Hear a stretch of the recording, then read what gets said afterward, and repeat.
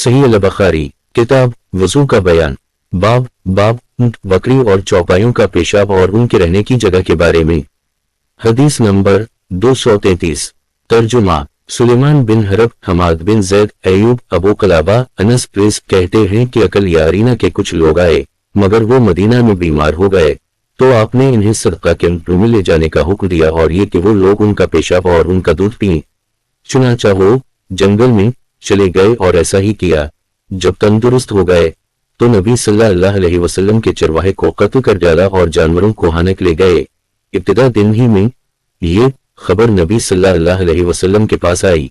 चुनांचा आपने उनके ताक़ुब में आदमी भेजे और दिन चले वो गिरफ्तार करके लाए गए। आपने हुक्म दिया तो उनके हाथ और पैर काट दिए गए और उनकी आंखों में गर्म सुलाइयां फेर दी गईं और गर्म सनगला पर डाल दिए गए। पानी मांगते थे तो इन्हें पानी नहीं पिलाया जाता था। अबू कलाबा कहते हैं कि इसकी वजह ये थी कि उन लोगों ने चोरी की और कत्ल किया और ईमान लाने के बाद काफिर हो गए और अल्लाह इसके रसूल से लड़े। सही अल-बुखारी किताब वजू का बयान बाब ऊंट बकरी और चौपायों का पेशाब और उनके रहने की जगह के बारे में। हदीस नंबर 233।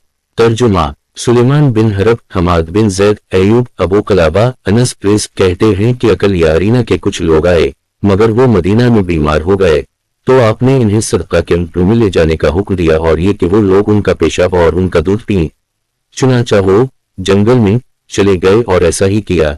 जब तंदुरुस्त हो गए तो नबी सल्लल्लाहु अलैहि वसल्लम के चरवाहे को कत्ल कर डाला और जानवरों को हानक ले गए। इब्तिदा दिन ही में ये खबर नबी सल्लल्लाहु अलैहि वसल्लम के पास आई। चुनांचा आपने उनके ताक़ुब में आदमी भेजे और दिन चले वो गिरफ्तार करके लाए गए। आपने हुक्म दिया तो उनके हाथ और पैर काट दिए गए और उनकी आंखों में गर्म सुलाइयां फेर दी गईं और गर्म सनगला पर डाल दिए गए। पानी मांगते थे तो इन्हें पानी नहीं पिलाया जाता था। अबू कलाबा कहते हैं कि इसकी वजह ये थी कि उन लोगों ने चोरी की और कत्ल किया और ईमान लाने के बाद काफिर हो गए और अल्लाह इसके